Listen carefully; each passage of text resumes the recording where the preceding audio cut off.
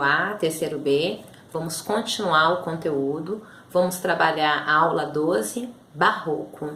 Na abertura desta aula, na página 109, nós temos um exemplo da escultura do Aleijadinho, do Antônio Francisco Lisboa, nosso maior representante das artes visuais do barroco brasileiro.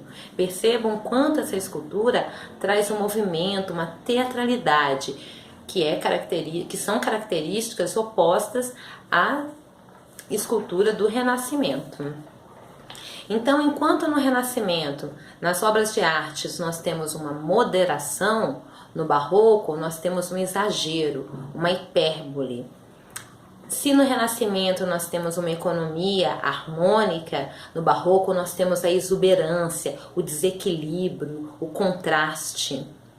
Se no Renascimento nós temos a simetria, no Barroco nós temos o movimento, o dinamismo, a teatralidade. Então, lembra que Renascimento e Barroco são escolas antagônicas. Estética barroca. Contexto histórico. Reforma e Contra-Reforma. Em 1507, o Martim Lutero vai questionar os dogmas da Igreja Católica.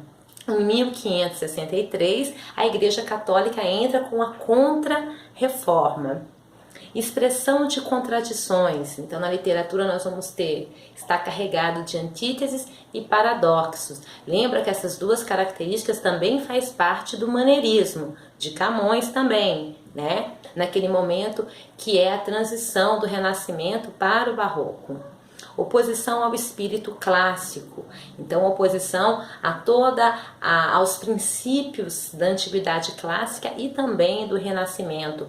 O Barroco é um período de instabilidade, teocentrismo vezes antropocentrismo, o homem dividido entre a fé e a razão, entre os prazeres terrenos e a sua vida celestial.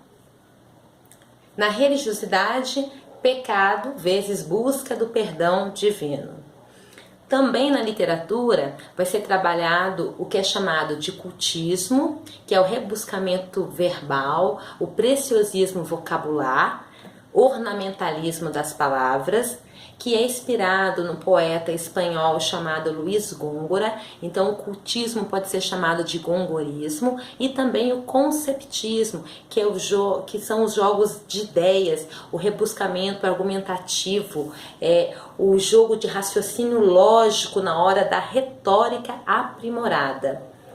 O conceptismo ele é inspirado no poeta espanhol chamado Francisco de Quevedo, então pode ser chamado de quevinismo.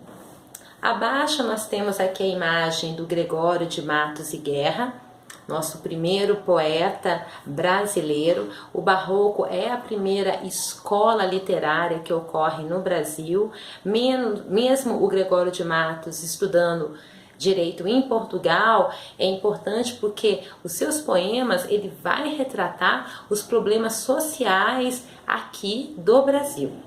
Apelido Boca do Inferno, pela sua poesia satírica, pela crítica social. Então ninguém se safa da língua do Boca do Inferno, nem ricos, nem pobres, nem homens e nem mulheres.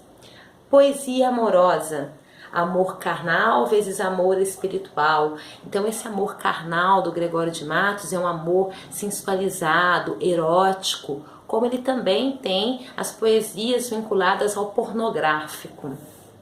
Poesia religiosa, salvação e perdição.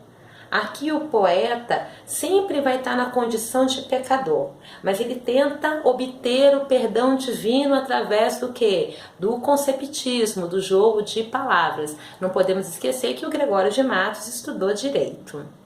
Do outro lado, Padre Antônio Vieira, outro representante do barroco brasileiro. Principal obra, os Sermões. Habilidade argumentativa, ele vai unir união da fé e da razão.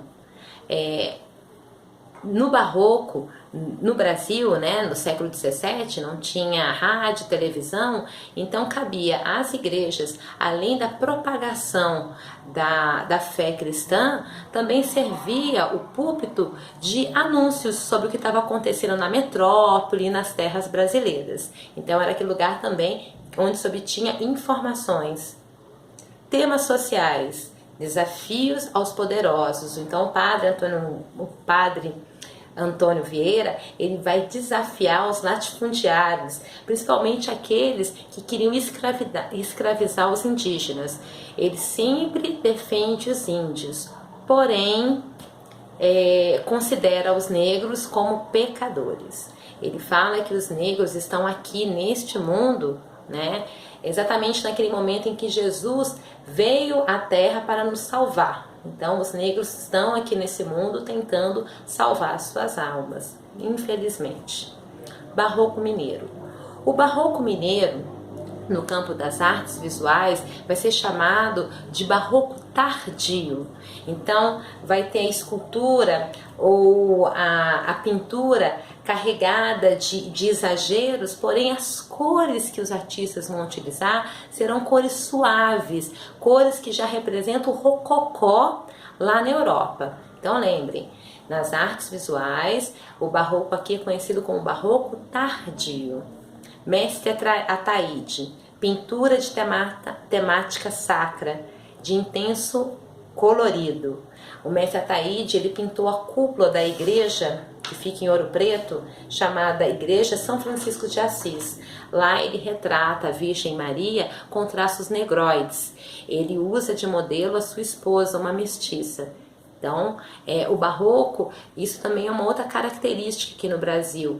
Tanto na escultura e nas artes visuais, o ser humano vai se ver retratado por aquelas obras. E não como o Renascimento, que você via apenas as divindades ou os mecenas sendo retratados através de deuses.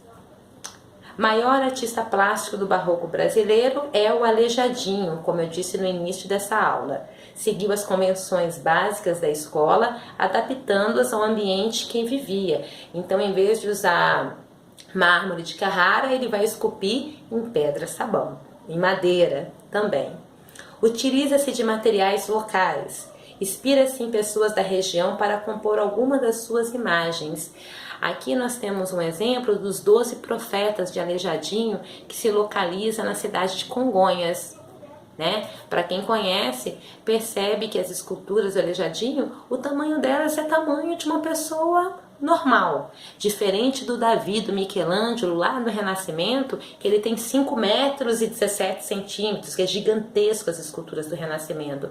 O barroco não. As esculturas, como eu falei, nós temos que nos ver sendo retratados pelas artes. Vamos resolver 2 questões. Nasce o sol e não dura mais que um dia. Depois da luz se segue a noite escura. Em tristes sombras morre a formosura. Em contínuas tristezas a alegria. Porém, se acaba o sol, por que nascia? Se é tão formosa a luz, por que não dura? Como a beleza assim se transfigura. Como o gosto da pena assim se fia. Mas no sol e na luz falte a firmeza, na formosura não dê a constância, e na alegria sinta-se tristeza. Começa o mundo, enfim, pela ignorância, e tem qualquer dos bens por natureza, a firmeza somente na inconstância. Então o poeta está trabalhando aqui o tema da efemeridade das coisas, da estabilidade, da incerteza. Nesse soneto, Gregório de Matos defende o uso da racionalidade humana para superar a angústia celestial, ou melhor, a angústia existencial. Não, aqui ele não está superando a angústia existencial, ele está realmente filosofando sobre essa angústia nossa. Estabelece uma oposição entre natureza e vida humana? Nós temos uma oposição? Não. Tanto a natureza como a vida humana é efêmera. C. Mostra a vitória da formosura sobre as sombras e na natureza e na vida humana? Não, aqui nós não temos aqui a vitória de ninguém. A firmeza somente na inconstância, a firmeza somente naquilo que a gente não tem tanta certeza. D. Demonstra que a efemeridade atinge tanto a vida humana quanto a natureza? Correta. Então nós temos incerteza tanto na nossa vida como seres humanos e também na natureza. Olha só, se nasce o sol e não dura mais do que um dia. Porém se acaba o sol porque nascia, ele questionando a efemeridade também da natureza e da humanidade. Em tristes sombras morre a formosura, em contínuas tristezas e alegria. Então aqui ó, esse corpo novo, ou melhor, o corpinho novo de algumas pessoas, rapidinho vai ficar velho, vai virar pó e nada.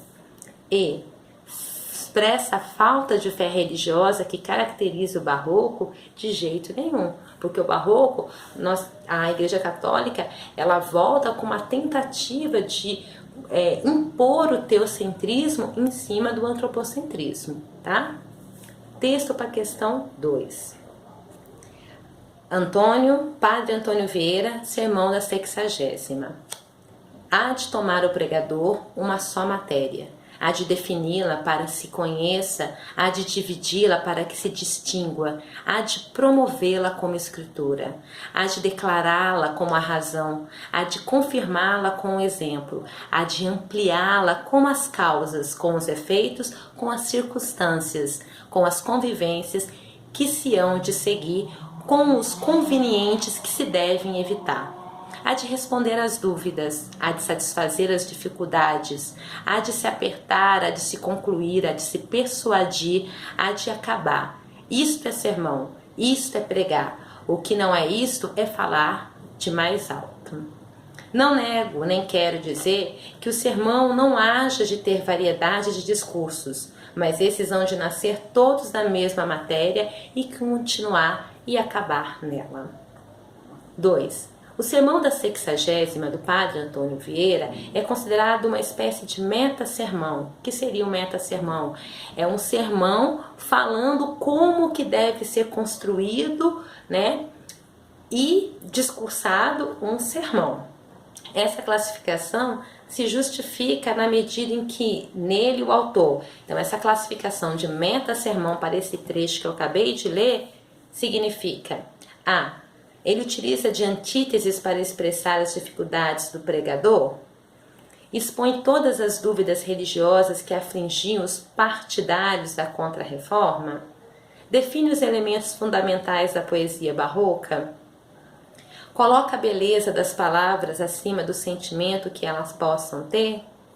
Toma como tema a própria arte de pregar? Então, se voltar aqui no enunciado, no que está perguntando, a questão certa é a questão tá? Para o meta-sermão, então toma como tema a própria arte de como saber escrever e pregar um bom sermão. Até semana que vem, muito obrigada!